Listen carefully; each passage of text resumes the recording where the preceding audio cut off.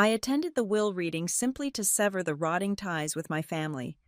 When my father pocketed $100 million while I received a one-way ticket to Hong Kong, the room believed I was erased.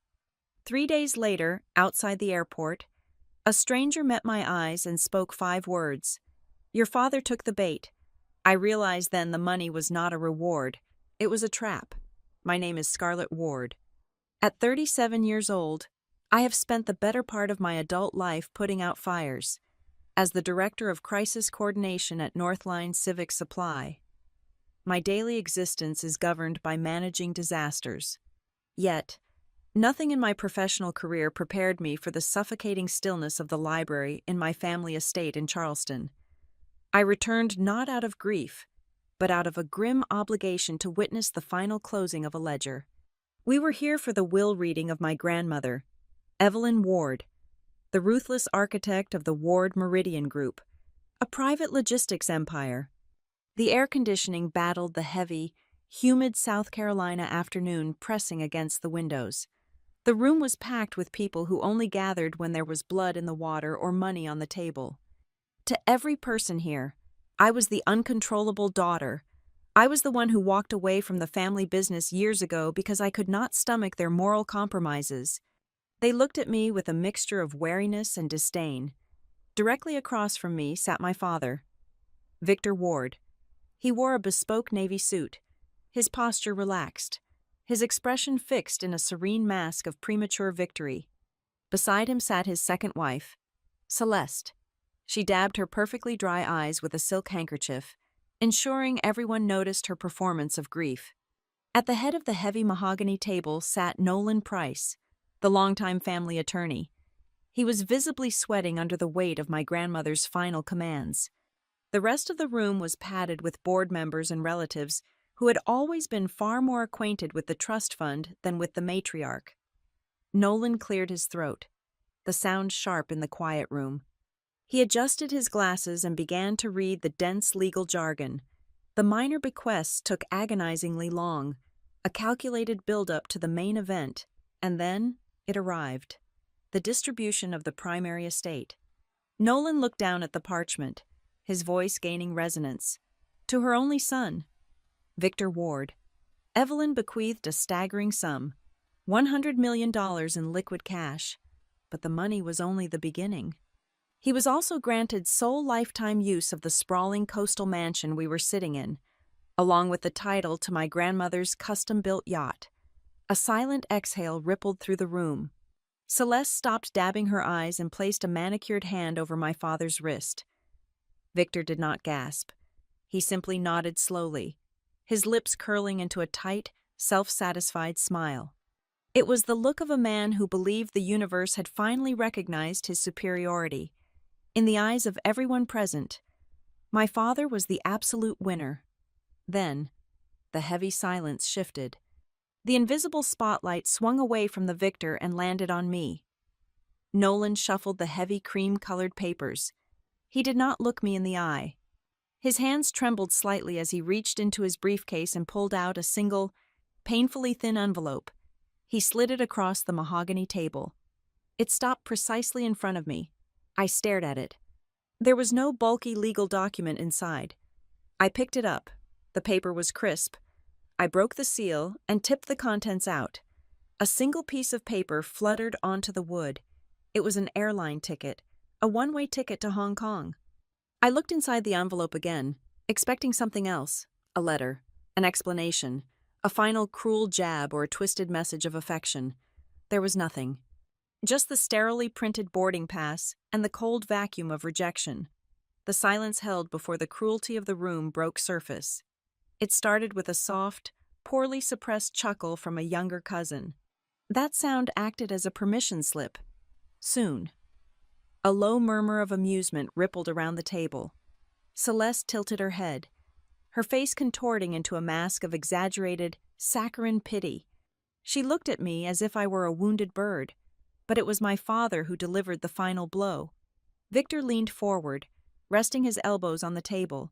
His voice was smooth, dripping with condescending satisfaction. "It seems your grandmother finally figured out exactly what to do with you. Scarlett," he said, his voice carrying easily. "She decided to send you right back where you belong, as far away from this family as humanly possible." The room waited for my reaction. They wanted the black sheep to scream, to validate their narrative of my instability. My chest tightened, a massive weight of humiliation and suppressed rage pressing against my lungs. But my career had trained me for this. You do not react to the noise. You look for the anomaly. I stood up slowly, keeping my face entirely blank. I picked up the boarding pass. I was about to walk out of that toxic house forever. But as my thumb brushed over the thick paper, my professional instinct flared. Something was wrong. I looked closer at the ticket. The booking date was not recent. It had been purchased exactly 7 months ago. This was premeditated. And then, I saw it. Next to the printed seat assignment, there was a small, hand-drawn circle. The ink was purple. It was the exact shade of the custom-mixed, deep violet ink Evelyn Ward had exclusively used in her private notebooks. This was not a cast-off. This was a calculated message. I kept my eyes on the ticket as I moved toward the double doors. Before I could reach the handle, my father's voice rang out again. "Greed is a beast that is never full." "Nolan," Victor said, his tone shifting to sharp business. "The domestic holdings are clear, but Evelyn spent half her time in Asia over the last decade. Are there any undisclosed international assets?" I stopped with my hand hovering over the door handle. I turned my head just enough to observe the lawyer. Nolan Price froze. He swallowed hard, a thin sheen of sweat suddenly materializing on his forehead. He aggressively shuffled his papers, refusing to meet my father's gaze. "The international picture is highly complex." "Victor," Nolan stammered, his legal confidence evaporating, "there are structures entirely separate from the domestic purview. We will discuss those matters strictly if they become legally relevant." The room just heard a lawyer being evasive about paperwork, but I recognized a man terrified of stepping on a landmine. Nolan was hiding something massive. I looked at the purple ink on my ticket. The $100 million was too easy. The yacht was too flashy. My grandmother despised flashy things. This reading was a performance, and my father was playing the fool. I walked out of the room without a single word. Late that night, I sat alone in my dim hotel room in downtown Charleston. The thick heat of the southern summer radiated through the glass. The thin envelope and the ticket lay on the desk. I could throw it away. I could fly back to my job, to my safe life of managing disasters, and never look back. But as I stared at the deep violet circle, I heard my grandmother's voice in my head. It was a memory from years ago, right before our relationship fractured completely. We had been sitting in her study. People reveal their true nature fastest when money is put on the table. "Scarlett," she had said, "never trust what they say before the check is written. Watch what they do after they think they have won." My father thought he had won. They all believed I was holding an insult. But Evelyn Ward never wasted money on simple insults. If she bought a ticket, she needed someone on that plane. I reached for my laptop. I typed in the confirmation code. I clicked confirm. I packed my bag. The humiliation I had swallowed had burned away, leaving only a cold, sharp clarity. I booked the flight. The humidity of Hong Kong hit me the moment the sliding glass doors of the arrivals terminal parted. It was a suffocating, dense heat, radically different from the southern bake I had left behind in South Carolina. The cacophony of the drop-off zone was overwhelming. Taxis honked relentlessly. Luggage wheels clattered against the cracked pavement, and a dozen languages blended into a frantic urban symphony. The air tasted of aviation fuel and impending rain, but my eyes were immediately drawn to a disruption in the chaos. Directly across from the curb, idling in a zone clearly marked for no parking, sat 3 identical black sedans. They were immaculate, aligned with military precision, their dark-tinted windows reflecting the harsh neon lights of the terminal. They did not belong in this frantic scramble. They were waiting. Before I could even adjust my grip on the strap of my travel bag, a figure detached himself from the shadow of the lead vehicle. He was a man of perhaps 60 years, dressed in a sharply tailored charcoal suit that seemed completely impervious to the sweltering heat. His posture was rigid, his expression an unreadable mask of professional discretion. He moved toward me with deliberate, unhurried steps, parting the sea of frantic travelers effortlessly. He stopped exactly 2 paces away. He did not ask for my name. Instead, he reached into his inner breast pocket and produced a thick, cream-colored card. He held it out to me with a steady hand. My breath hitched in my throat.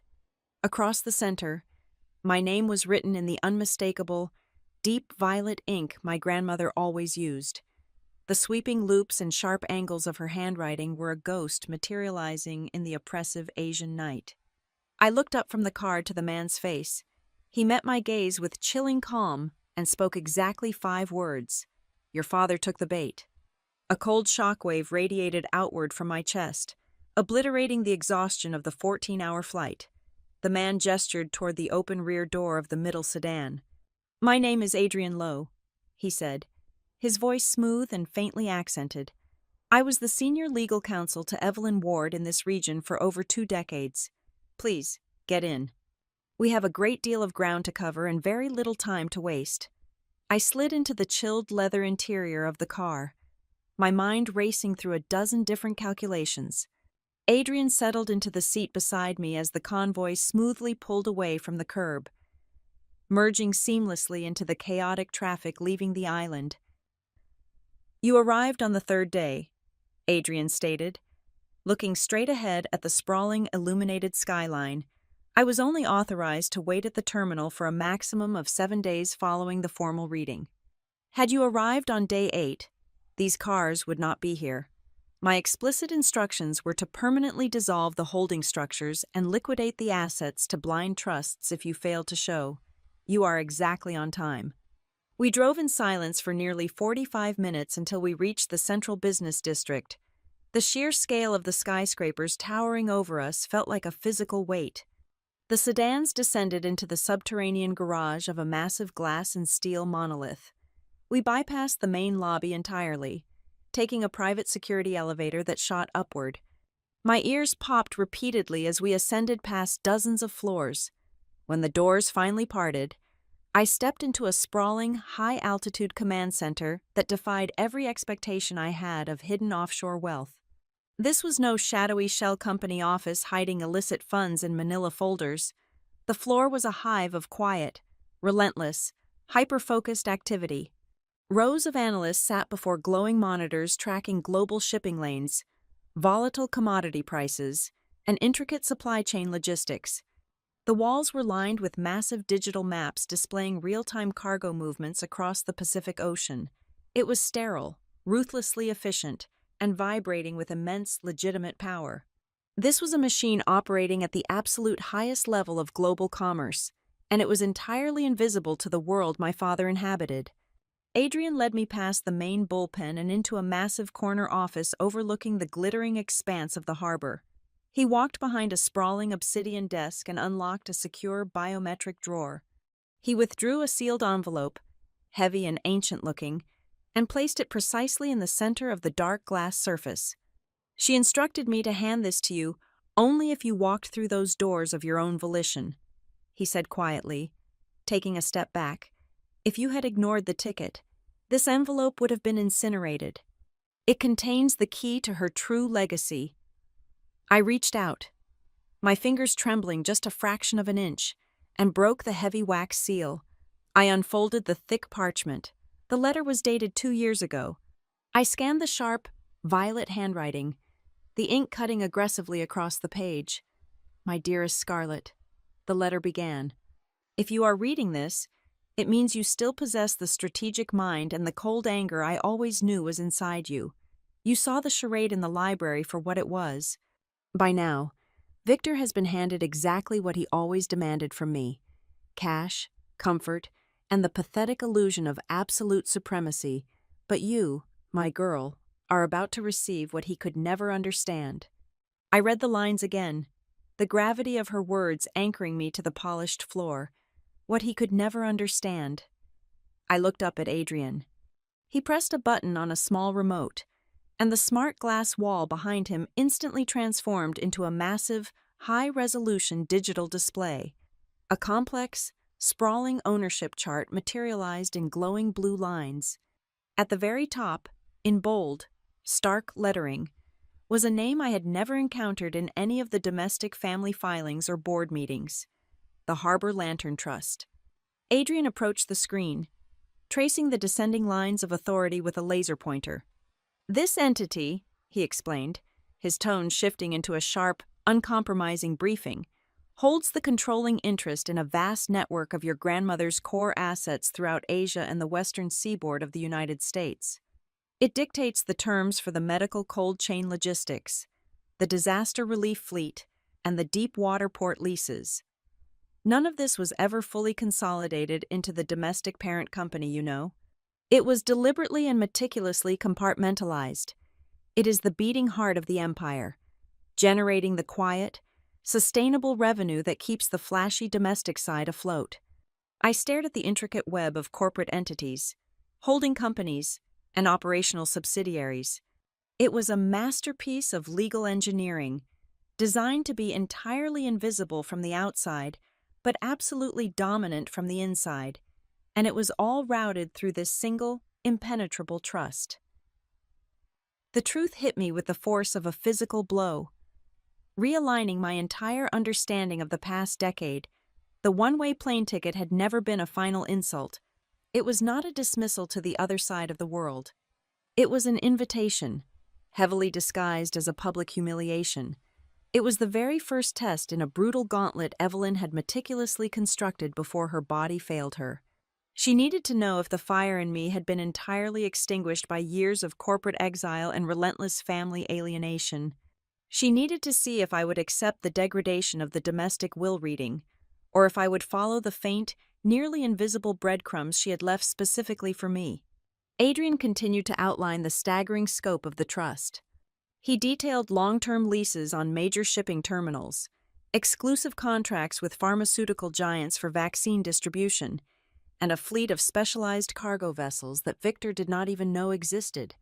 Everything my father thought he controlled back in the States was ultimately dependent on the logistical arteries managed by the people sitting in the room just outside this door. "He owns the crown," Adrian said softly, reading the dawn of realization on my face. "But the Harbor Lantern Trust owns the roads, the bridges, and the lifeblood of the kingdom. Without this network, the domestic company is just an empty shell waiting to collapse under its own weight." I walked over to the floor-to-ceiling window. The city of Hong Kong stretched out beneath me, a glittering, restless beast of commerce and ambition. The dark waters of the harbor were dotted with the lights of massive container ships, moving slowly, silently, carrying the weight of the global economy on their steel backs. Some of those ships belonged to the network mapped out on the screen behind me. Some of those ships were now, technically, under my purview. The anger that had been simmering inside me since the will reading began to crystallize into something entirely different. It was no longer the messy, defensive rage of a misunderstood daughter trying to prove her worth to a room full of vultures. It was cold, structural, and violently focused. My grandmother had weaponized my alienation. She knew my father would take the cash and the flashy toys without ever bothering to look deeper into the foundation. She knew he possessed the greed of a scavenger, but entirely lacked the vision of an architect. And she knew I would notice the violet ink on a seemingly random boarding pass. She had spent years watching us, measuring our flaws and our strengths from a distance, and she had built a trap so massive, so intricately designed, that my father had walked right into it with a triumphant smile on his face. The $100 million was just the cheese on the mousetrap. I turned away from the panoramic window and faced Adrian. The legal counsel stood perfectly still, his hands clasped behind his back, waiting for my command. He was not a man who served fools or pampered heirs. He had served a titan, and now he was waiting to see if the bloodline had managed to breed another one. I folded the letter carefully, making sure the creases were perfectly aligned, and slid it back into the thick envelope. The girl who had been exiled from the family business was dead, buried under the weight of a meticulously planned inheritance. I looked at the sprawling chart of the Harbor Lantern Trust. tracing the glowing blue lines of absolute power with my eyes. The war had not ended in that suffocating library in Charleston. It had only just begun, and the battlefield was mine to control. Adrian typed a rapid sequence into the brushed steel console embedded in his desk. The sweeping corporate structure chart on the main glass wall dissolved, instantly replaced by a highly detailed, live topographical map of the Pacific Rim and the western seaboard of the United States. A new name materialized in stark white letters at the top of the display. Meridian Pacific. This, Adrian announced, his voice slicing through the quiet hum of the climate control, is the real engine behind the shell. I stepped closer to the glowing display, my eyes tracking hundreds of pulsing green and amber nodes scattered across oceans and continents. When people hear the phrase offshore assets, they immediately picture empty Caribbean bank accounts, shell companies, and tax evasion schemes. But what I was looking at was a massive living organism of global commerce. Adrian began to systematically pull up the operational manifests, projecting them next to the map. I read the readouts and felt a profound sense of awe replace my initial shock. I saw dedicated maritime fleets specifically engineered for medical cold chain logistics. These were not standard cargo ships. They were floating, state-of-the-art cryogenic storage facilities currently transporting life-saving vaccines, volatile biologics, and emergency blood plasma across the Pacific. I saw massive, fortified seaport warehousing complexes situated strategically in high-risk seismic and typhoon zones. I saw active, ironclad, multi-decade government contracts for trans-Pacific emergency disaster relief and rapid response supply lines. This was not a graveyard for hidden wealth. It was the most sustainable, deeply entrenched segment of the empire Evelyn had built. It generated staggering, tangible profit. The margins were not padded by creative accounting tricks. They were secured by absolute monopolies on critical global crisis infrastructure. But the true magnitude of what my grandmother had done only became clear when Adrian brought up the governance bylaws. He highlighted a specific clause buried deep within a master operating agreement between Meridian Pacific and the domestic parent company back in America. I read the dense legal text 3 times to ensure my mind was not playing tricks on me in the late hour. The clause was an absolute kill switch. It granted this exact Asian subsidiary, controlled entirely by the Harbor Lantern Trust, unilateral veto power over any domestic sell-off, any hostile merger, and any dissolution of strategic physical assets belonging to the parent group. My father thought he was the undisputed king of the boardroom back in South Carolina. He strutted around the estate believing his word was final. He had absolutely no idea that the real scepter, the ultimate authority to dismantle or preserve the company, was sitting in a secure server rack in a Hong Kong skyscraper. Without the explicit authorized signature of the Harbor Lantern Trust beneficiary, Victor could not legally liquidate a single major warehouse or sell a single shipping route.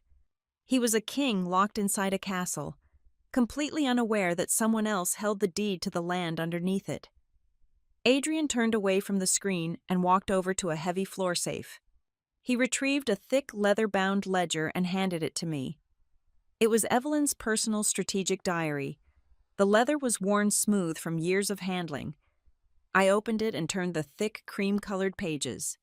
Her assessments of the business were brilliant, but her assessments of her own bloodline were clinical and utterly devastating. Victor is a creature of the surface, she had written in her sharp, uncompromising violet script.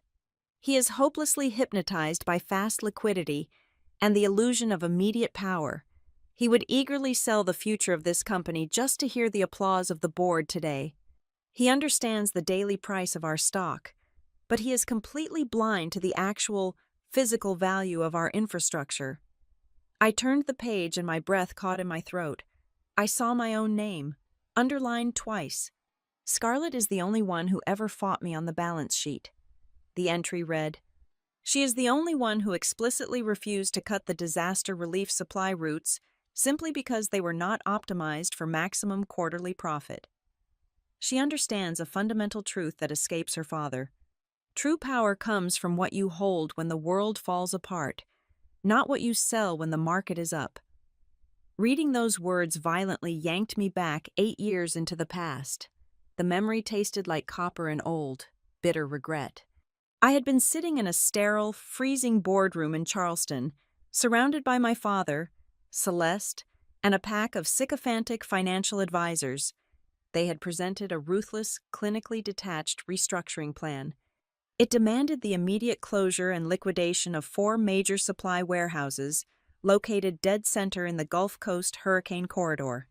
They argued the year-round maintenance costs were an unacceptable drag on our annual yield. I had stood up, slammed my hands flat on the mahogany table, and flatly refused to sign off on the closures. I looked my father in the eye and told him those warehouses were the only things keeping entire coastal communities alive during Category 5 storms.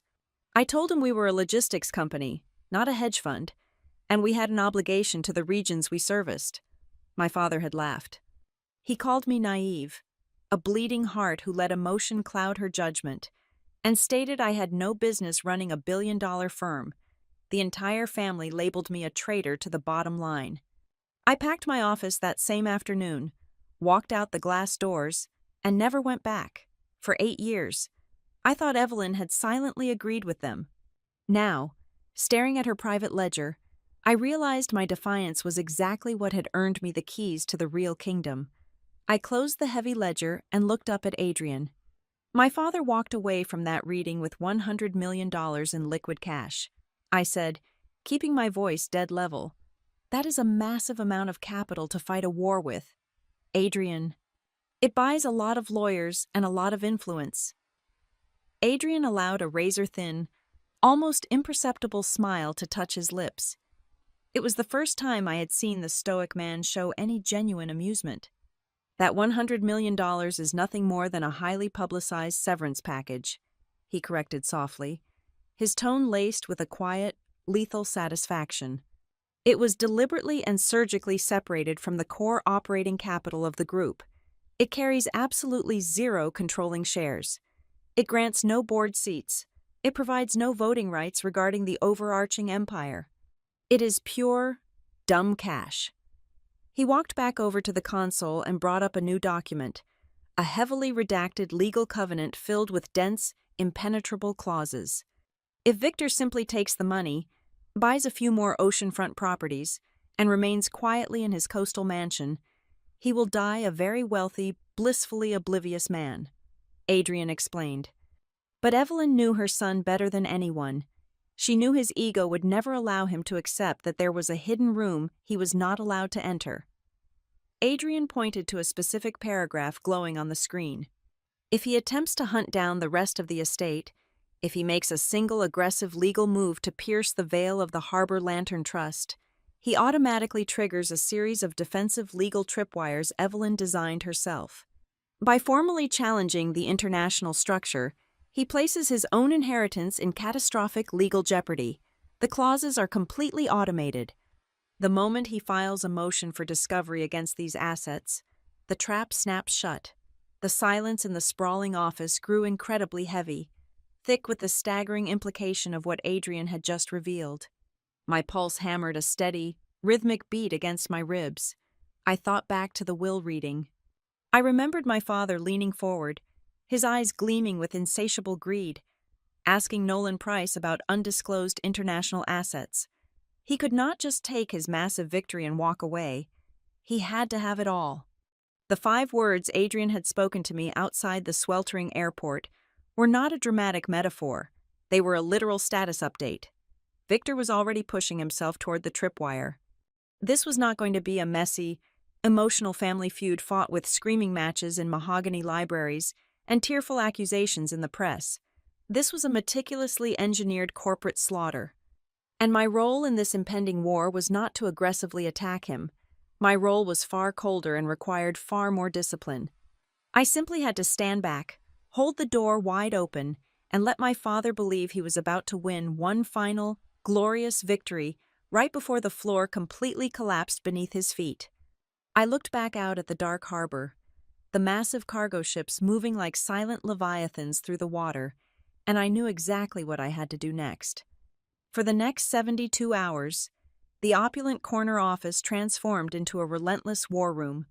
The adrenaline that had carried me across the Pacific Ocean morphed into a cold, sustained focus. I sat flanked by Adrian, and a woman introduced to me as Naomi Pike. Naomi served as the head of global compliance for the trust. She was a forensic accountant whose quiet, unassuming demeanor masked a terrifying and surgical intellect. Together, we initiated a ruthless dissection of the parent company's operational history. We were not looking at the future projections. We were excavating the buried past. We pulled archived server data, cross-referenced decades of vendor contracts, and painstakingly mapped out the complex ownership models of every third-party contractor the domestic side had utilized over the last 10 years. It took Naomi less than 48 hours to find the rot hidden beneath the polished surface. She projected a series of procurement logs onto the glass wall.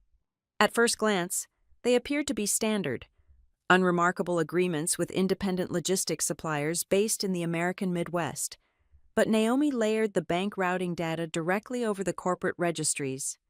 The seemingly independent suppliers were nested within a labyrinth of holding companies. At the absolute bottom of that maze, hidden behind layers of corporate obscurity and offshore proxies, sat two very familiar beneficiaries, my father and Nolan Price. They had been steadily, quietly bleeding the domestic company for years. They routinely approved highly inflated invoices for phantom consulting services, routing the excess capital straight into their own private accounts. It was an elegant, insidious form of corporate parasitism.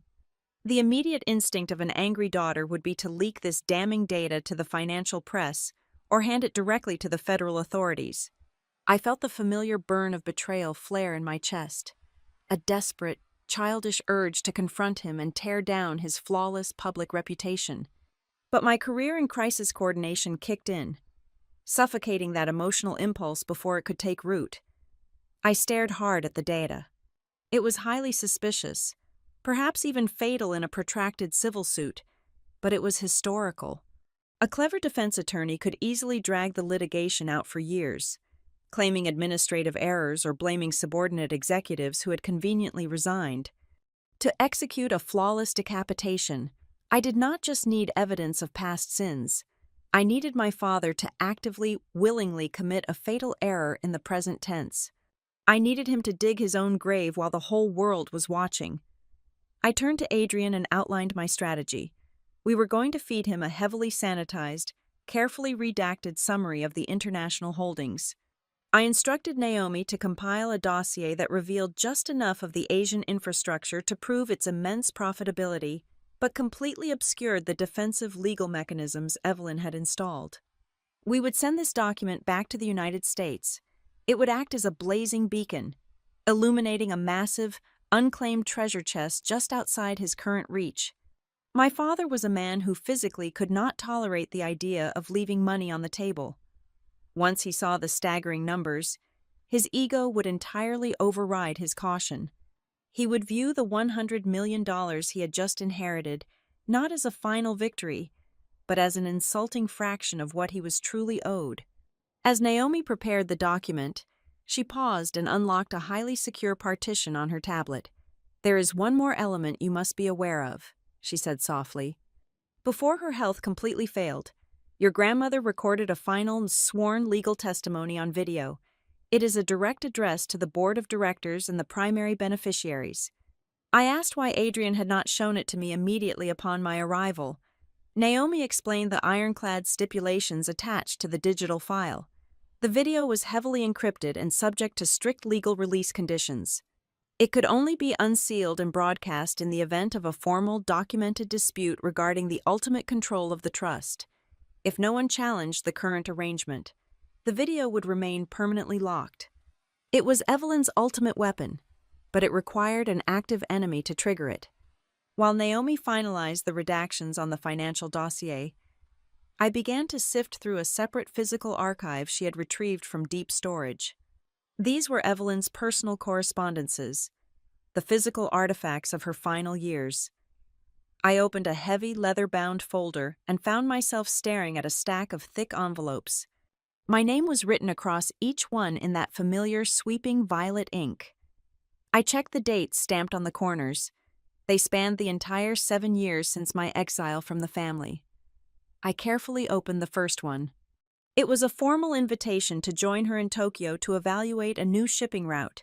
The second was a detailed analysis of a failed corporate merger, asking for my specific perspective on the crisis management fallout. The third, dated merely months before her passing, was a quiet, desperate plea to bridge the suffocating silence between us.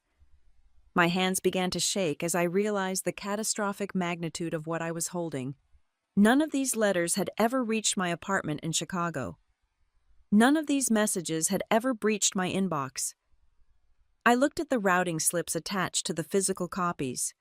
They had all been intercepted and signed for by the Central Domestic Mailroom, an office directly under the absolute control of my father's executive assistant. The air in the room suddenly felt entirely too thin. The war had just mutated into something entirely different. This was no longer just a battle over corporate control or a fight against financial greed. Someone in that house, acting under my father's direct orders, had systematically and maliciously severed the only remaining bridge between me and the only person in my family who had ever truly seen my worth. They had stolen my grandmother from me years before she actually died, ensuring she believed I had callously ignored her final attempts at reconciliation.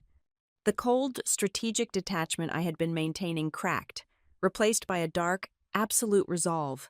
I did not want to just defeat Victor Ward in a boardroom. I wanted to completely dismantle the false narrative he had built his entire life upon.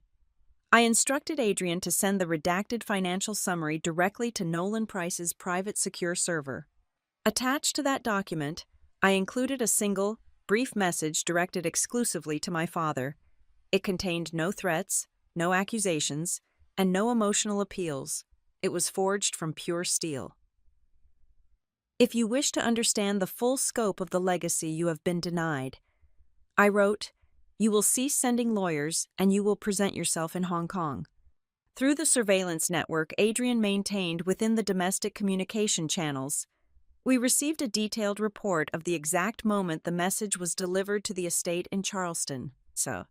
I had expected my father to erupt in a violent rage at the sheer audacity of my demand. I expected him to immediately draft a dozen cease and desist orders or freeze my domestic accounts. But the report noted something far more chilling.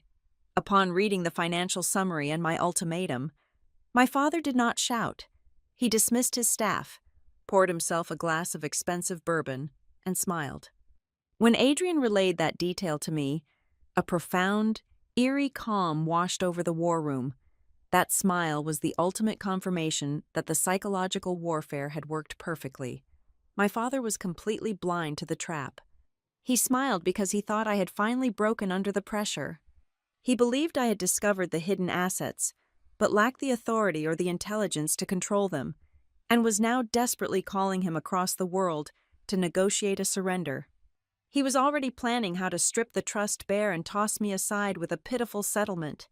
Only a man absolutely certain he is walking toward a glorious, unopposed victory can smile with such genuine warmth while stepping directly onto a landmine.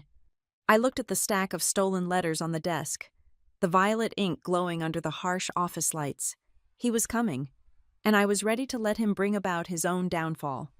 My father stepped into the executive suite looking exactly like a man arriving to claim a misplaced piece of luggage. He wore a perfectly tailored light gray suit that somehow remained completely untouched by the punishing Asian humidity outside. He was flanked by Celeste, who offered a tight, glossy smile that barely reached her cold eyes, and Nolan Price, who nervously clutched a thick leather briefcase as if it were a life preserver. Victor walked straight past the sweeping, panoramic views of the Victoria Harbor and took the seat at the head of the conference table. He did this entirely uninvited, projecting an aura of absolute ownership. He leaned back, steepled his fingers, and looked at me with an expression of practiced, paternal concern. He did not ask how my flight was. He did not ask how I was holding up after the funeral.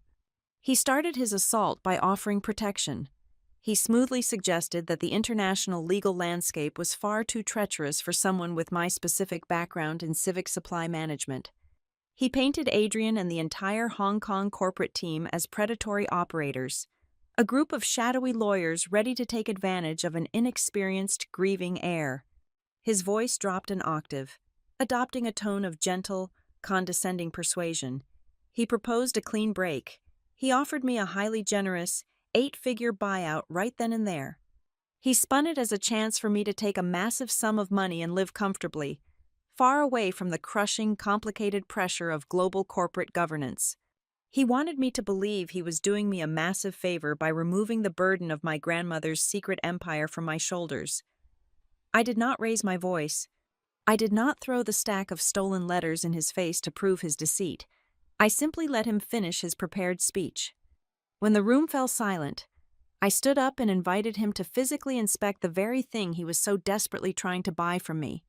Over the next 48 hours, I dragged Victor, Celeste, and a heavily sweating Nolan Price through the grueling, deafening reality of Meridian Pacific. We did not sit in air-conditioned boardrooms sipping premium water. I took them directly to the massive cold-chain logistics hubs located near the industrial container ports. We walked through towering aisles of climate-controlled warehouses holding millions of doses of emergency medical supplies. We stood on the concrete docks of the disaster relief staging grounds, where heavy cargo ships were actively being loaded for typhoon zones across the Pacific Rim. I forced my father to physically walk the floor of the empire Evelyn had built in the shadows. He had to smell the harsh diesel fuel, hear the deafening roar of the massive refrigeration units, and see the sheer, staggering scale of the physical operation. What irritated Victor most was not the oppressive heat or the industrial noise. It was the absolute reverence the senior operational managers held for Evelyn Ward. And more dangerously for his fragile ego, it was how quickly they extended that exact same respect to me. They did not treat me like a rogue daughter temporarily playing executive dress-up. When I asked incisive questions about supply chain bottlenecks, emergency route optimization, and geopolitical risks, they answered me directly, recognizing a legitimate successor. Victor trailed behind our groups, his forced paternal smile growing increasingly brittle with each passing hour. I watched him closely from across a busy loading dock, applying a quiet, internal analysis to his behavior. In my line of work, I had spent years studying the anatomy of corporate collapse. It was a rigorous framework of business failure analysis, a method to understand exactly why massive, seemingly invincible entities suddenly crumbled. The root cause was almost always identical. It was a catastrophic failure of leadership, specifically when executives prioritized short-term liquidity over sustainable, vital infrastructure. My father was a walking, breathing embodiment of that fatal flaw. He possessed absolutely no intellectual curiosity about the complex, life-saving systems operating right in front of him. He looked at a fleet of cryogenic medical transports and only saw depreciating physical assets and unacceptable maintenance overhead costs. The thin facade of family reconciliation finally shattered on the third evening. We sat in a private, heavily guarded dining room high above the city skyline. The table was laden with an extravagant, multi-course meal that Victor had loudly insisted on paying for. A remarkably petty display of financial dominance. The conversation had been painfully strained, filled with Celeste making vapid, empty observations about the city lights. Finally, Victor pushed his porcelain plate away and leaned heavily across the table. The warm, protective father routine was entirely gone, replaced by the cold, calculating gaze of a corporate liquidator. He looked directly into my eyes and asked the single question that had been burning a hole in his mind since the moment he stepped off his private jet. What is the precise valuation of this entire network if we dismantle it and sell it off in separate, individual pieces?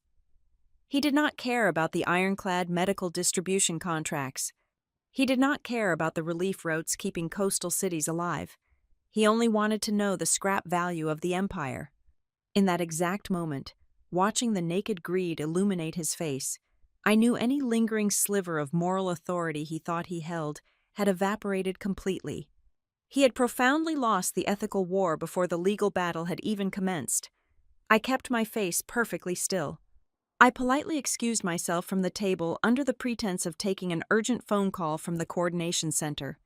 I stepped out of the dining room and walked down the quiet, carpeted corridor where Adrian was waiting silently in the shadows. The lawyer did not speak a single word. He simply reached into his jacket and handed me a secure, encrypted tablet. On the glowing screen was a highly confidential legal filing that our surveillance team had intercepted just an hour ago. While my father was smiling at me over an expensive dinner, asking casual questions about valuations and asset liquidation, his legal team back in the United States had filed a remarkably aggressive injunction in a federal court. He was officially requesting a complete, immediate freeze on all voting rights and asset transfers associated with the Harbor Lantern Trust. He was attempting to legally paralyze the entire Asian operation before he even understood the catastrophic legal minefield he was walking blindly into. He was moving to seize absolute control through the courts while pretending to negotiate a peaceful buyout to my face. I read the injunction twice to ensure I understood the sheer audacity of his betrayal. I handed the tablet back to Adrian, the old version of me, the angry, reactive girl who had stormed out of the Charleston boardroom 8 years ago, would have marched straight back into that dining room and screamed. I would have flipped the table, shattered the crystal glasses, and cursed him for his relentless, pathological deceit. I would have given him exactly what he wanted, a hysterical daughter proving she was entirely unfit to lead. But that girl was dead. I took a slow, deep breath, letting the cold reality of the situation anchor my racing heart. I smoothed the front of my dress and walked calmly back into the private room. Victor was swirling the expensive amber liquid in his glass, looking exceptionally pleased with himself. He believed he had successfully cornered me. I pulled out my chair and sat down opposite him. I folded my hands neatly on the heavy linen tablecloth. The silence stretched between us, growing heavy and dangerous. He expected me to finally crack under the pressure, to shout accusations, or to quietly reach for a pen to sign his insulting buyout papers. Instead, I let my gaze lock entirely onto his. I did not blink. I stripped every ounce of emotion, anger, and daughterly expectation from my voice. I spoke with a flat, undeniable certainty that seemed to lower the temperature in the room by 10 degrees. "Dad," I said softly, the single word hanging in the chilled air between us. "If this were only money, you would already have it." The morning following that suffocating dinner, the atmosphere inside the Executive Command Center was stripped of its usual quiet efficiency. It felt electric, heavy with the distinct pressure of an incoming storm. Adrian stood completely still before the massive glass wall, an encrypted tablet clutched tightly in his hand. He did not offer a formal greeting when I walked through the double doors. He simply swiped his finger across the screen, casting a dozen different news articles onto the primary digital display. The financial blogs, corporate news syndicates, and industry journals had exploded overnight. The public narrative had been perfectly constructed, incredibly polished, and entirely fabricated. The headlines blared with sensationalized corporate gossip. I read the words projected on the glass and felt a cold knot tighten in my stomach. I was no longer an anonymous executive. The articles painted me as the estranged, bitter, and highly unstable heir to the Ward family. According to the press, I was furious about being left out of the primary domestic inheritance and was now launching a desperate, scorched earth campaign to hunt down hidden offshore cash. The strategy was brutally effective. Celeste had clearly been working the phones. She was quoted anonymously across multiple publications as a deeply concerned family confidant. Through carefully calculated leaks, she fed the press a steady stream of toxic half-truths. She described my history of sudden departures, my supposed inability to handle high-stakes pressure, and my notorious hot temper. She crafted a story of a damaged woman lashing out at her family. In stark contrast, Victor was framed as the stoic, responsible patriarch. The article suggested he was being forced into a massive international legal battle solely to protect the vital legacy of the company from the erratic emotional outbursts of his own child. He was positioned as the noble guardian. I was positioned as the existential threat. before I could even process the sheer volume of the smear campaign. The second, far more devastating blow landed. My private cell phone vibrated. The caller ID displayed the name of the Chief Executive Officer of Northline Civic Supply, my boss back in the United States. I took the call in a soundproof side office. His voice was apologetic, but possessed the rigid firmness of a man protecting his own bottom line. He informed me that several of Northline's major supply partners, entities deeply and quietly tied to the Ward Meridian Group, had abruptly threatened to pull their contracts. They cited severe concerns about image conflicts and corporate stability. They explicitly demanded my removal from the crisis coordination role while my messy public-family feud played out in the international press. My boss formally requested that I take an immediate, indefinite leave of absence. That phone call hit me far harder than any courtroom injunction or leaked article ever could. It stole the breath right out of my lungs. For almost a decade, I had bled for Northline. I had built a sterling reputation based on absolute competence, flawless reliability, and unbreakable emotional control under catastrophic pressure. Now, Victor was reaching across the ocean to burn down the one sanctuary I had built entirely with my own hands. He had correctly identified my deepest vulnerability. He knew I had spent my entire adult life fighting to be seen as a legitimate, highly capable professional. He wanted to strip me of that hard-earned identity and brutally reduce me back to the rebellious, uncontrollable daughter who had stormed out of a boardroom 8 years ago. I walked back into the main war room, my hands shaking slightly. Adrian was pacing, his usual calm demeanor replaced by an aggressive, tactical energy. He strongly advised launching an immediate public relations counterattack. He wanted to leak the damning procurement logs Naomi had discovered. He wanted to expose the financial rot my father had hidden in the domestic branches and drag Victor down into the mud with me. But my background was in managing disasters, not amplifying them. I knew from years of corporate crisis intervention that playing defense in a media war only validates the initial attack. Answering mud with mud just leaves everyone dirty, and the public always sides with the established patriarch over the angry prodigal child.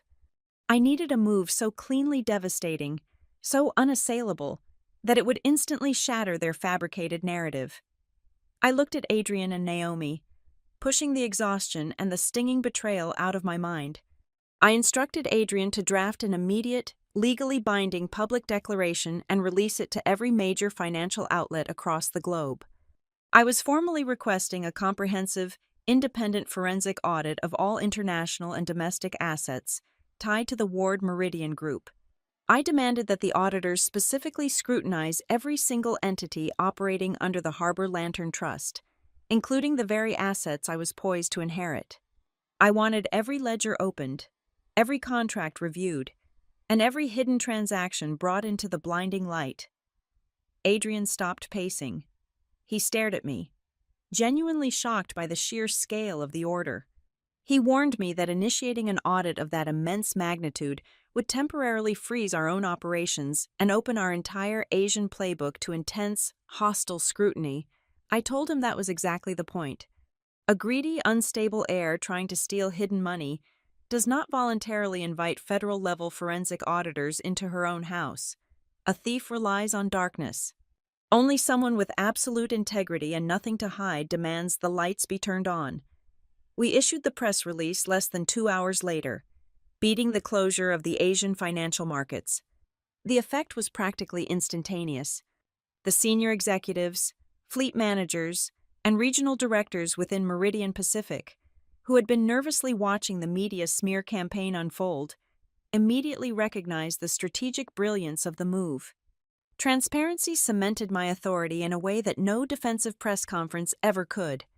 By offering up my own potential inheritance for microscopic examination, I proved my loyalty lay with the survival of the logistics network, not my own bank account.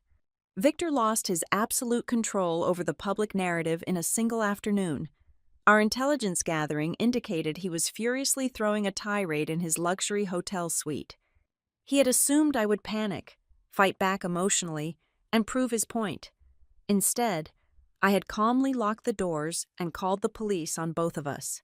Yet, despite losing the public relations momentum, Victor remained dangerously confident. He operated on the belief that he possessed far more endurance than I did. He was convinced that if he just maintained the grueling legal pressure and continued to ruin my professional reputation back home, the sheer exhaustion of the fight would eventually force me to surrender. Late that evening, long after the analysts had gone home and the towering office was plunged into quiet shadow, Naomi Pike walked softly into my suite. She did not bring another financial report or a media summary. She carried an aged, heavily sealed manila envelope. She placed it carefully on the desk in front of me. Inside were certified legal copies of 3 specific letters my grandmother had written to me over the past several years, the same letters we knew had been intercepted. But this envelope contained something far more lethal than emotional validation. Naomi had utilized her compliance access to pull the official corporate courier logs from the domestic headquarters. Pinned to the back of each letter was a formal receipt of delivery, permanently time-stamped and legally binding. The signature accepting the private mail did not belong to a random mailroom clerk or a low-level assistant. The ink on the receipt belonged unmistakably to Nolan Price, signing explicitly on behalf of the executive office of Victor Ward. It was the definitive, actionable proof that the isolation I had suffered was not a family misunderstanding. It was a documented, sanctioned corporate conspiracy orchestrated by my own father. I traced the signature with my finger, feeling the final remnants of my familial hesitation burn away into white-hot ash. The siege was over. It was time to go on the offensive.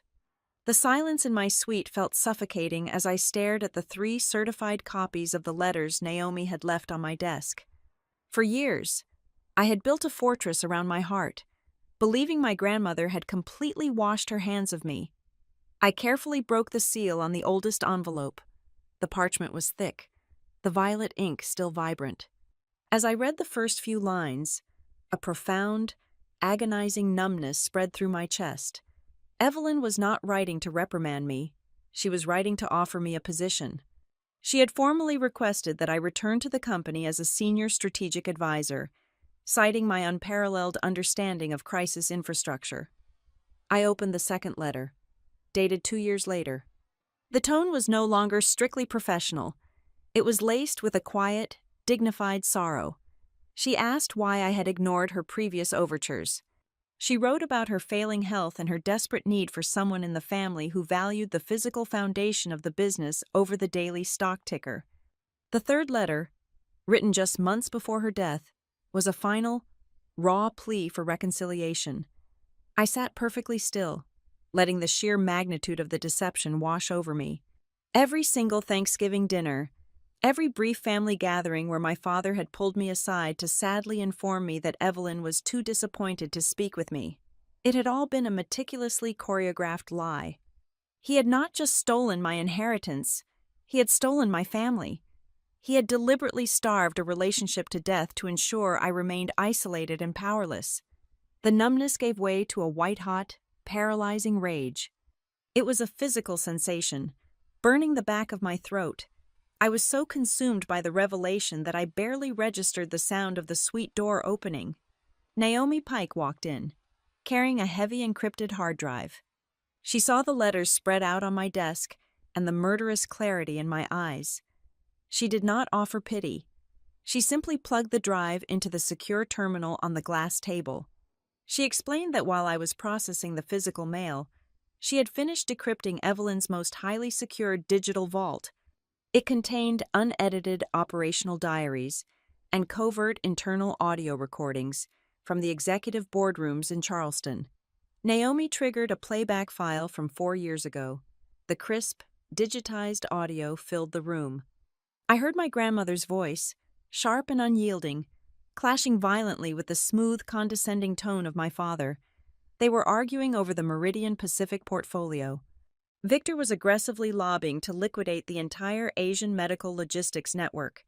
He argued that the profit margins were too slow, the overhead too heavy. He wanted to drain the capital from those life-saving supply lines and pump it directly into a highly speculative, incredibly flashy luxury real estate development on the Florida coast.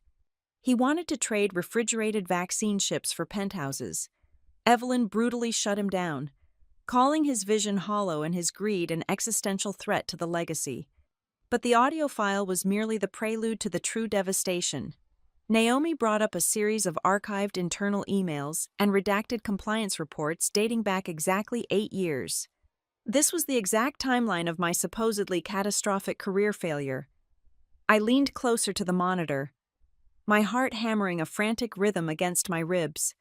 When I was 29 years old, a massive supply chain collapse in the Gulf Coast had nearly crippled the domestic firm. I was the regional director at the time. The internal investigation had concluded that I had naively authorized unvetted, cut-rate transport contractors who abandoned our cargo during a Category 5 hurricane. The shame of that failure had forced my resignation. Now, staring at the unredacted truth, the final pieces of my past snapped violently into place. The documents proved beyond a shadow of a doubt that I had never authorized those subpar contractors. Victor had secretly bypassed my authority, forging my digital signature on a series of shadow approvals to secure kickbacks from those very same unreliable trucking firms. When the hurricane hit and the supply lines failed catastrophically, he had simply altered the server logs, shifting the entirety of the blame onto his rebellious daughter. He had used my professional honor as a human shield to cover his own illicit financial schemes. He had assassinated my character to save his own skin. I was breathing heavily, the air feeling thin and inadequate. The trauma of the past decade had not been a tragic result of my own incompetence or my family's fundamental misunderstanding of my nature. It had been a systemic, intentional execution of my identity. Adrian entered the room, his footsteps silent on the thick carpet. He looked at the glowing monitors, absorbing the gravity of the revelations. He stepped forward and placed a single sheet of paper over the keyboard, forcing me to look up. It was a highly specific, heavily highlighted extract from the Master Charter of the Harbor Lantern Trust. "There is a mechanism buried in the final codicil of the will," Adrian said, his voice dropping to a gravelly whisper. "It is a punitive clause of absolute severity. If your father files a formal legal claim to seize the trust, and during that process he submits a fraudulent declaration or intentionally conceals a material conflict of interest, an automatic trigger is pulled." Adrian paused, letting the silence emphasize his next words. "The $100 million in liquid cash he received at the domestic reading is entirely contingent on his good faith conduct regarding the broader estate. If he breaches that faith through perjury or fraud in his pursuit of the Asian assets, the entirety of that $100 million is immediately and irrevocably forfeited. It does not go to you. It is instantly transferred into a perpetual sustainability fund dedicated to the pensions and healthcare of the warehouse workers and sailors." I stared at the legal text. Evelyn had not just built a defensive wall. She had built a guillotine. She knew Victor would never be satisfied with the cash. She knew he would lie, cheat, and fabricate evidence to claim the rest. And she had rigged the system so that the very act of reaching for more would vaporize the fortune he already held in his hands. It was the ultimate, poetic retribution. It was a blade perfectly designed for the right person to wield. Adrian asked if we should present this clause to Victor's legal team immediately. A simple warning would undoubtedly force him to drop the injunction and retreat to South Carolina with his remaining wealth. I looked back at the intercepted letters. I looked at the forged signatures that had cost me 8 years of my career and my grandmother's final years of life. A warning would save him. A warning would be an act of mercy.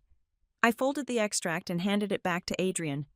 "We say absolutely nothing," I commanded, my voice devoid of any hesitation. "We do not warn him. We do not threaten him. We let him build his case. We let him sign his fraudulent affidavits. He has spent his entire life treating people like disposable assets. Now, he is going to walk into that boardroom, convinced he has orchestrated the perfect takeover, and he is going to sign his own financial death warrant. I am not going to defeat my father out of spite.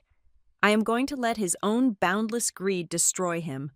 The expanded board meeting convened at 9 o'clock in the morning, linking the Hong Kong executive suite with the primary boardroom in South Carolina via a heavily encrypted video wall. The atmosphere was incredibly tense, the air thick with the unspoken understanding that today was designed to be an execution. I sat perfectly still, flanked by Adrian and Naomi, watching my father orchestrate his grand theater.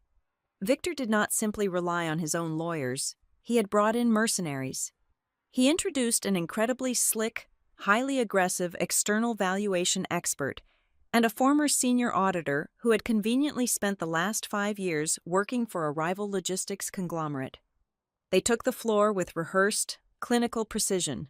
For 2 grueling hours, they projected fabricated risk models and aggressively skewed financial projections across the screens. The former auditor systematically tore into the architecture of the Harbor Lantern Trust, officially testifying that the entire entity displayed severe hallmarks of a biased, utterly non-transparent corporate structure deliberately designed to defraud the domestic parent company. They used phrases like fiduciary negligence, malicious asset shielding, and rogue offshore management. I watched the faces of the domestic board members projected on the massive digital wall. These were the men and women who had known me since I was a teenager. The same people who had happily watched me get exiled 8 years ago. I saw their expressions shifting from neutral observation to active concern. The members who were securely inside my father's pocket began nodding along, a heavy encrypted hard drive. Even a few of the neutral directors, individuals I had hoped would see through the charade, looked deeply unsettled by the auditor's aggressive testimony. For the very first time since I had stepped off the plane in Asia, a sharp, icy spike of genuine fear pierced my chest. The possibility of total failure was no longer just a psychological threat used in a negotiation. It was a tangible, rapidly approaching reality. Victor was systematically dismantling my credibility in front of the entire global leadership, turning the very infrastructure I was trying to protect into a weapon against me. Sensing the absolute shift in the room's momentum, Victor expertly paused the presentation. He adjusted his silk tie, projecting the image of a benevolent, weary patriarch who simply wanted to end a tragic family dispute. He looked directly into the camera, his eyes locking onto mine across the Pacific Ocean. He offered a compromise. It was a masterclass in public humiliation thinly disguised as mercy. He proposed that I immediately and irrevocably surrender all voting rights and executive control associated with the trust. In exchange, he offered to purchase a sprawling but historic townhouse in Boston for me, entirely paid off. He threw in a substantial, multi-million-dollar severance package to ensure my permanent silence. And as a final, insulting cherry on top of the surrender document, he offered me the entirely fabricated, toothless title of Honorary Director of Philanthropic Supply. It was an offer designed to loudly broadcast to the board that I was merely a petulant child throwing a tantrum, one who could be easily bought off with a shiny new toy and a meaningless badge. I felt Adrian tense beside me, ready to launch a furious legal objection. I reached out under the heavy mahogany table and grabbed his wrist, squeezing hard to keep him silent. I needed Victor to believe his brutal siege had worked. I lowered my gaze, staring at the polished wood. I let my shoulders slump just a fraction of an inch, perfectly mimicking the body language of a completely broken woman. I looked back up, ensuring my voice sounded hollow and entirely defeated. I told the board that the sheer volume of the allegations was overwhelming.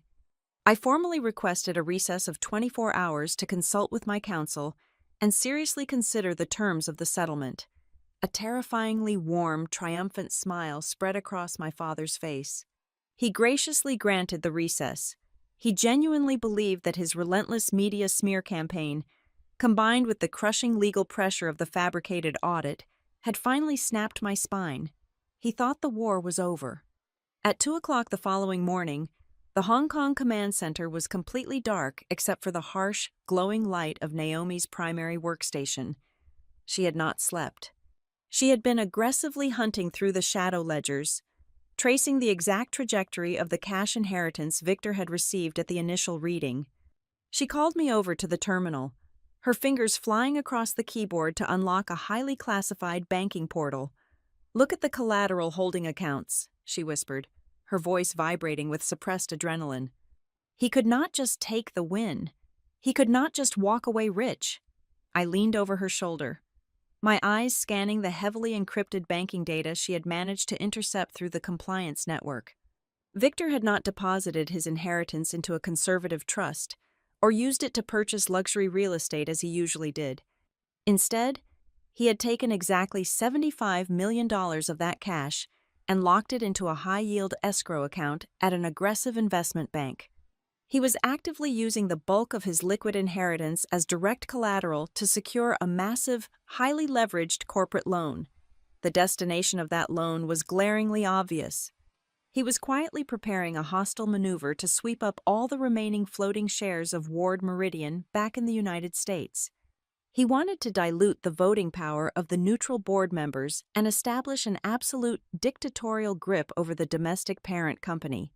I stared at the glowing numbers, feeling a profound, terrifying awe at the sheer brilliance of my grandmother's foresight. This was the exact, fatal misstep she had been waiting for from beyond the grave. Evelyn knew that if you handed Victor a fortune, he would never just sit on it to enjoy a comfortable life. He would inevitably weaponize it to feed his insatiable hunger for absolute dominance. By pledging the inheritance to finance a hostile corporate takeover, he had directly violated the core defensive covenant of the will. He had transformed the severance package into an instrument of war. The trap had not just been set. My father had eagerly stepped inside and locked the door behind himself.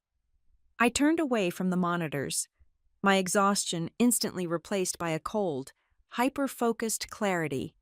I looked at Adrian and Naomi. The time for passive defense and psychological games was completely over. We spent the next 4 hours synchronizing a 3-pronged execution protocol for the morning session. First, Naomi compiled the finalized, unredacted forensic audit. This file contained absolute, irrefutable proof of the shell companies, the forged procurement logs, and the illicit kickbacks Victor and Nolan Price had been funneling out of the company for years. It was no longer a theory. It was a heavily documented financial crime ready for federal prosecution. Second, Adrian prepped the digital override keys to officially unlock Evelyn's final, encrypted video testament. Since Victor had brought in hostile witnesses to formally challenge the trust structure, the legal requirement for an active dispute had been met. The seal could be broken. Third, and most devastatingly, I drafted a severe, legally binding notification to the compliance department of the investment bank underwriting Victor's leveraged loan. The notice informed them that the collateral sitting in their escrow account was now officially frozen, subject to an immediate clawback order due to a catastrophic breach of testamentary trust. The moment that notice hit their servers, my father's massive loan would instantly vaporize, leaving him dangerously overexposed and facing immediate financial ruin. When the preparations were complete, I walked out of the war room and stepped into my private office. I walked over to the floor-to-ceiling glass window and stared out at the Hong Kong skyline. The sky was just beginning to turn a bruised, pale purple as dawn approached. The city below was a sprawling, indifferent machine of power and commerce, completely unaware of the empire about to violently change hands above it. I pressed my hand against the cold glass. For 8 years, I had carried the weight of a failure that was never mine. I had allowed the world to view me as a volatile liability because I believed I had broken the heart of the only woman who mattered.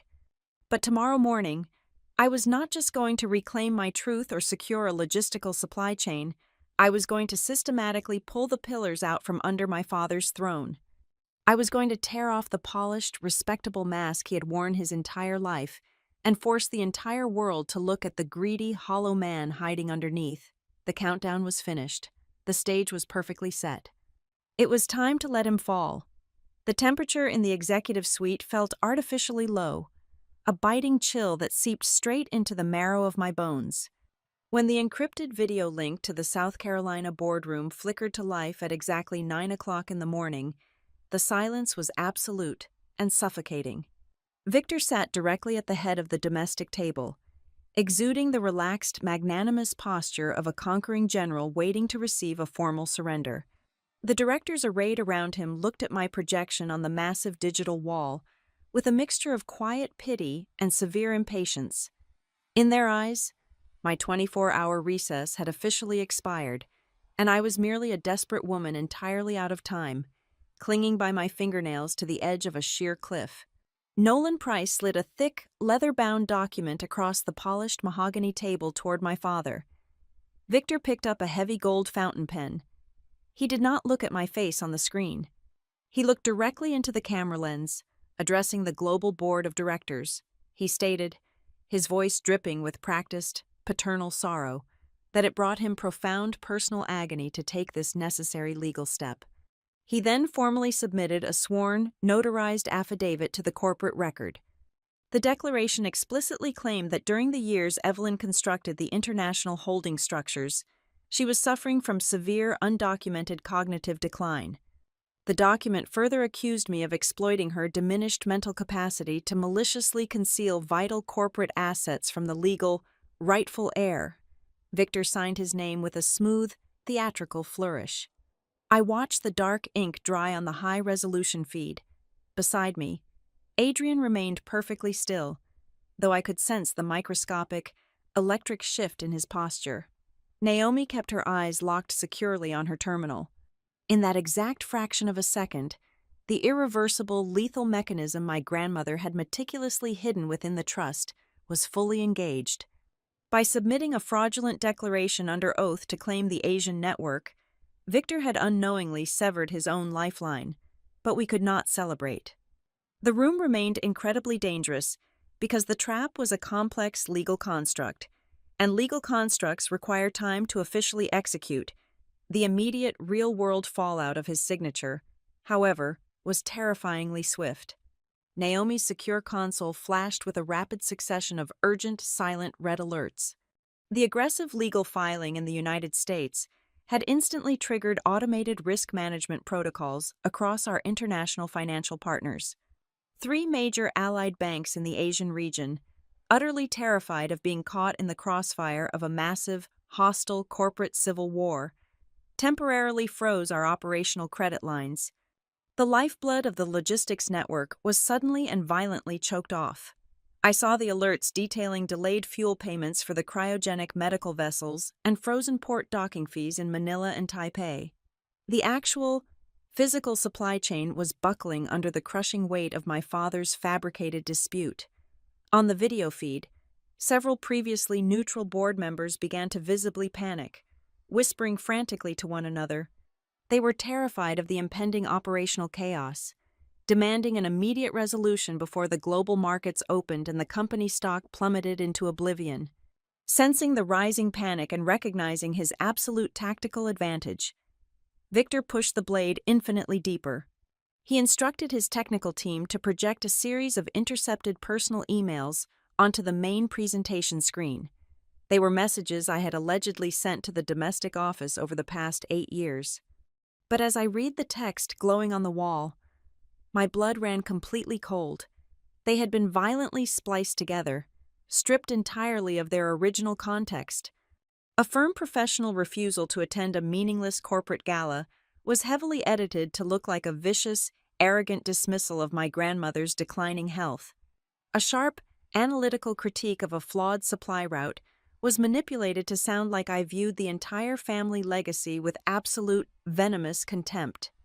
He painted a flawless masterpiece of character assassination, framing me as an incredibly selfish, ruthlessly ambitious operator who had abandoned her own bloodline purely for personal glory. The board members stared at the fabricated evidence, their faces hardening with unmistakable judgment. I felt the overwhelming, crushing weight of public perception threatening to suffocate me. The room began to spin slightly, the chilled air growing thick and entirely unbreathable. I leaned into the microphone and formally requested a brief, 15-minute recess to review the newly submitted evidentiary documents. Victor granted the request with a slow, victorious nod, clearly believing I was finally stepping out to instruct my legal team to draft the unconditional surrender papers.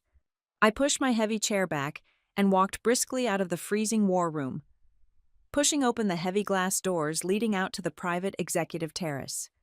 The oppressive, humid heat of the Hong Kong morning slammed into me instantly, a stark, violent contrast to the sterile chill inside. I gripped the thick steel railing with both hands, looking down at the sprawling, restless harbor.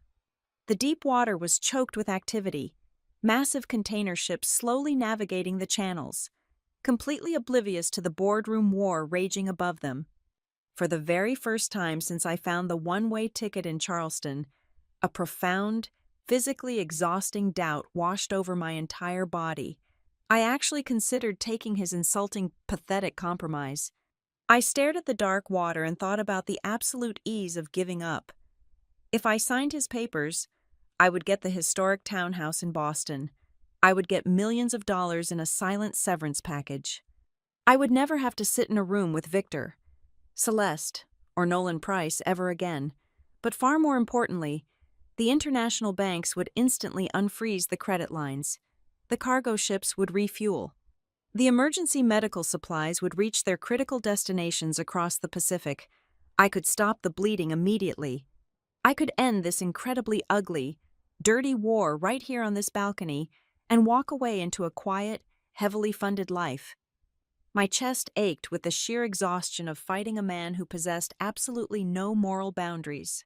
I asked myself if this was all just a desperate, hollow attempt to avenge my own wounded pride. Was I genuinely willing to risk the entire global network just to prove to a room full of sycophants that I was right? I closed my eyes, letting the chaotic, industrial roar of the city wash over me. I forced myself to picture the massive, reinforced warehouses sitting squarely in the typhoon zones.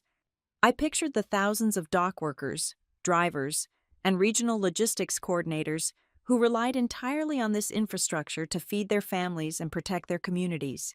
If I surrendered the keys to Victor today merely to save the immediate shipments, the relief would be terrifyingly temporary. He would never preserve the network. He would immediately dismantle it piece by piece. He would sell the cryogenic transport ships to the absolute highest bidder. He would aggressively liquidate the emergency warehouses to fund his flashy luxury real estate developments. Thousands of vital human lives and critical supply routes would be instantly reduced to depreciating assets on a financial spreadsheet, permanently wiped out by a single stroke of his gold pen. The agonizing pain of his betrayal, the intercepted letters from my grandmother, the forged digital signatures that had ruined my early career, none of it mattered anymore. This was no longer a broken daughter trying to settle a bitter emotional score with a cruel father. This was not about personal vengeance or family drama. It was about fundamental, absolute justice. It was about recognizing the immense, heavy difference between building a legacy of actual, life-saving value and acting as a corporate scavenger who only knew how to price things for a quick slaughter. Evelyn Ward had not given me a weapon to destroy my father. She had given me a massive, impenetrable shield to protect the empire from him. I opened my eyes. The suffocating doubt was entirely gone, replaced by a cold, immovable bedrock of absolute certainty. I let go of the heated steel railing and turned my back on the harbor. I walked back through the heavy glass doors, the humid air instantly giving way to the biting, clinical chill of the executive suite. Adrian and Naomi looked up at me from their glowing monitors, silently waiting for my final command. I did not look like a woman calculating her own survival anymore. I walked back to my chair at the exact center of the table. I was the final gatekeeper, and the gates were officially, permanently closed. The 15 minutes expired. I walked back into the freezing command center and took my seat. On the digital wall. My father leaned forward, pen in hand, a look of faux sympathy plastered across his face. He asked if I was ready to formally concede. I did not answer him. Instead, I nodded to Adrian. The senior counsel stood up, buttoned his suit jacket, and walked into full view of the camera. He looked past my father and addressed the global board of directors, the legal teams, and the hovering bank representatives. Pursuant to Section 4, Paragraph 9 of the Harbor Lantern Trust Master Charter, Adrian's voice rang out, sharp and unyielding. Victor Ward has formally challenged the legal architecture of this entity and submitted a sworn affidavit alleging fiduciary malfeasance. This aggressive legal action officially qualifies as a Tier 1 testamentary dispute. As such, I am legally obligated by the late Evelyn Ward to immediately unseal and broadcast her final digital directive to this exact assembly. Before Victor could shout an objection, or Nolan Price could scramble to find a legal loophole, Naomi hit the execution key. My father's shocked face vanished from the main projection, instantly replaced by a high-definition, pre-recorded video. There sat my grandmother, Evelyn Ward. She looked frail, clearly in the final months of her life, but her eyes were entirely lucid and burned with a terrifying, cold intelligence. The boardroom in South Carolina fell so silent I could hear the faint static of the audio feed. If you are watching this, Evelyn's voice echoed through both rooms, strong and devoid of any sentimental warmth. It means my son, Victor, could not simply take his winnings and go home. It means his greed has finally outpaced his very limited caution. She looked directly into the camera, effectively staring my father down from beyond the grave. Victor, the $100 million you received at the reading was never a reward. It was a carefully designed piece of bait. I knew you would view it as an insult. I knew you would use it not to build, but to tear down everything I spent my life constructing just to feed your own ego. I needed you to publicly prove to the board that you are entirely unfit to manage the physical infrastructure of this empire. Evelyn shifted her gaze, addressing the broader assembly. I did not leave the core international assets to Scarlett out of some misguided familial affection. I left them to her because she is the only person bearing the Ward name who understands the fundamental difference between actual value and a fast sale price. She knows what must be protected in the dark, while the rest of you only care about what can be shown off in the light. The video cut to black. The silence that followed was absolute, heavy with the devastating weight of a matriarch's final judgment. But we were not finished. We were not even close. Naomi Pike immediately took control of the presentation screen. She did not give Victor a single second to formulate a defense. The screen illuminated with the heavily encrypted, certified bank intercepts we had secured the night before. Just hours ago, Naomi stated, her voice carrying the clinical detachment of an executioner, Victor Ward leveraged 75% of his liquid inheritance. He placed those funds into a predatory escrow account to secure a highly leveraged loan, intending to launch a hostile takeover of the domestic floating shares. By utilizing the inheritance as a weapon of corporate aggression against the estate, he has triggered the punitive clawback clause written explicitly into the master will. Naomi highlighted a massive digital transfer receipt. As of 2 minutes ago, the entirety of the $100 million has been legally seized. The funds have been permanently and irrevocably transferred into the Ward Meridian Employee and Retiree Sustainability Fund. Victor Ward is currently holding a massive corporate loan with absolutely zero collateral. I watched the color completely drain from my father's face. The smug, triumphant mask shattered into a million pieces. He looked at Nolan Price, his eyes wide with rising panic, but the lawyer was violently trembling, his hands buried in his face, and then Naomi delivered the final, fatal blow. She dumped the unredacted forensic audit onto the screens. Hundreds of pages of evidence flooded the display. The board members gasped as they saw the complex web of shell companies, the forged procurement logs from 8 years ago, and the illicit kickbacks flowing directly into offshore accounts controlled by Victor, Celeste, and Nolan Price.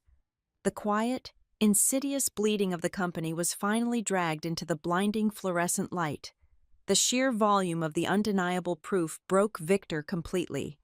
The polished, aristocratic patriarch vanished, replaced by a cornered, desperate animal.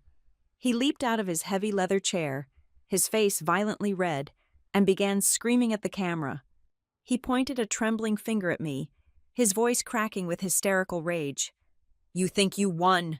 he roared, entirely abandoning any pretense of professionalism. You think you can run this company? This entire Asian network is nothing but a massive pile of slow-yielding garbage. Those relief ships and medical coolers are a massive financial anchor. I was going to liquidate every single piece of that pathetic, bleeding heart infrastructure and finally make us real money. I should have sold it all for scrap 10 years ago. His words echoed off the mahogany walls. He had just confessed his absolute contempt for the company's life-saving mission in front of every single executive and voting member. The few directors who had been wavering, the ones who had considered his earlier compromise, stared at him in profound, unadulterated horror. He had just proven Evelyn's video completely right. The board did not even need to deliberate in private. The senior domestic director immediately called for an emergency, binding vote. It was swift, brutal, and entirely unanimous. Victor Ward was immediately stripped of his board seat and terminated from all executive positions, effective instantly.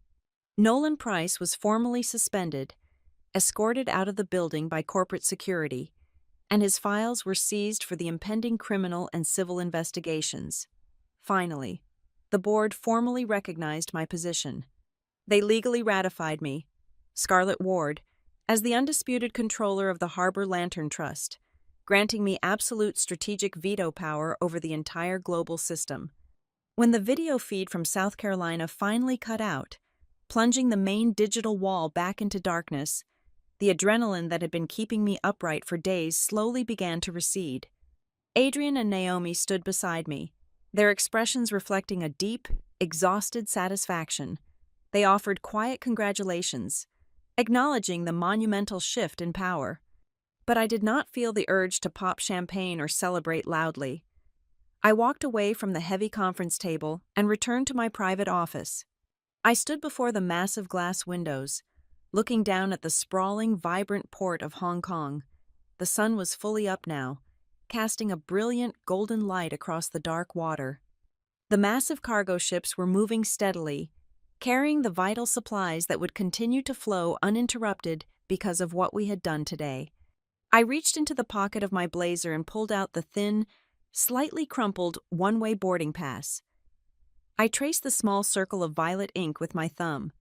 For weeks, I had believed this piece of paper was the ultimate symbol of my family's rejection, but standing here, watching the Empire operate under my protection, I finally understood the truth.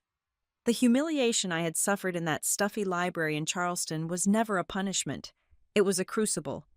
It was the only possible path my grandmother could force me down to make me reclaim my truth, my professional honor, and the true, heavy power required to protect her legacy. Victor had lost his money, his power, and the carefully constructed fictional story he had told about himself for decades. He lost absolutely everything for one simple, fatal reason. He had acted exactly according to his own greedy nature the moment he heard those 5 words. Your father took the bait. Thank you all so much for listening to my story today. I would love to know where you are tuning in from. So please leave a comment below so we can connect and share our thoughts together. If you enjoyed this journey, please subscribe to the Maya Revenge Stories channel, like this video, and show your support by pressing the hype button so that this story can reach and be heard by many more people.